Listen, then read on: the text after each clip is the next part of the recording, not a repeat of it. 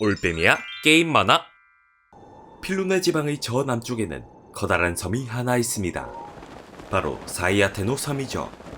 이 섬에는 신비한 이야기가 전해져 오고 있습니다. 오늘의 이야기는 사이아테노 섬의 시련에 관한 이야기입니다. 이 영상은 제작진이 상상 속으로만 생각한 스토리를 담고 있습니다. 공식 설정과 스토리와는 관계없음을 알려드립니다.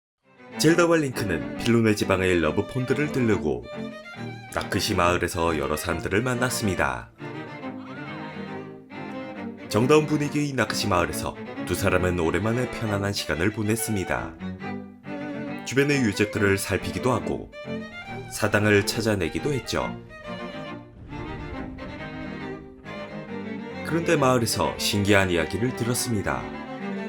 바로 저 남쪽의 섬 사이아테노 섬에 용사의 시련이 있다는 이야기였죠.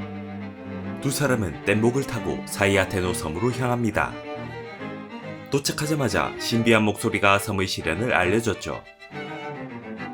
그런데 이곳의 시련은 검의 시련과 마찬가지로 아무 장비 없이 시작해야 했습니다. 링크는 도움을 주지 않고 곁에만 있으면 안 되냐고 말했지만 젤다는 아직은 부끄럽다고 가까운 곳에서 기다려달라고 말했죠. 그렇게 사이아테노 섬에서 야생의 시련이 시작됩니다. 이 시련에서는 젤다가 3개의 보주를 각각 맞는 위치에 가져다 놔야 했죠. 그러기 위해서는 무시무시한 괴물들과 싸워야 했습니다. 아무 장비가 없었지만 시커스톤의 능력과 여러 아이템들을 모아 전투를 할 수 있었습니다. 물론 조용히 적들을 관찰하며 틈을 노리긴 해야 했죠. 도중에 비도 오고 번개도 많이 치는 상황도 있었지만 젤다는 시련을 이겨내기 위해서 노력했습니다.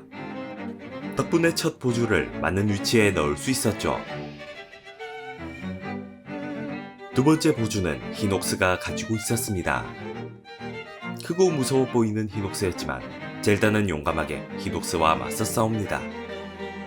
그리고 결국 히녹스도 쓰러뜨리고 보주를 손에 넣을 수 있었죠. 마지막 남은 보주도 많은 괴물들과 싸워 힘들게 차지하고 젤다는 야생의 시련을 이겨내고 묻혀있던 사당을 발견하게 되었습니다. 그리고 없어졌던 장비들도 다시 받게 되었죠. 그렇게 시련을 이겨내고 젤다는 다시 링크를 만나게 되었습니다. 링크는 젤다를 안아주며 엄청 걱정했다고 말했죠. 젤다는 시련을 이겨낸 것도 기뻤지만 링크가 안아줬을 때가 제일 기뻤다고 하네요. 시련이 끝난 사이아테노 섬에서 두 사람은 하루를 보내게 되었습니다. 무서운 괴물들도 없고 따뜻한 날씨에 맛있는 과일들이 많이 있는 사이아테노 섬은 그야말로 관광 휴양지와도 같았죠. 덕분에 두 사람은 굉장히 좋은 시간을 보냈다고 하는데 역시나 무슨 일이 있었는지는 전 잘 모르겠네요.